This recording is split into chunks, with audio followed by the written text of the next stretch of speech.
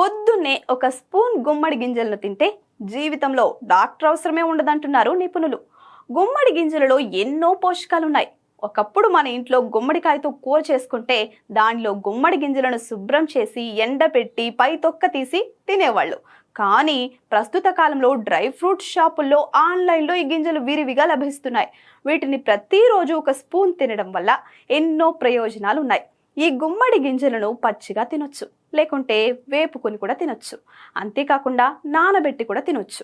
గుమ్మడి గింజల్లో కొవ్వు ఆమ్లాలు, జింక్, భాస్వరం, పొటాషియం వంటి అమైనో ఆమ్లాలు, phenolic, anti oxidant, anti microbial, anti inflammatory, anti ఆర్థరైటిక్తో పాటు యాంటీ డయాబెటిక్ లక్షణాలు ఎన్నో ఉన్నాయి.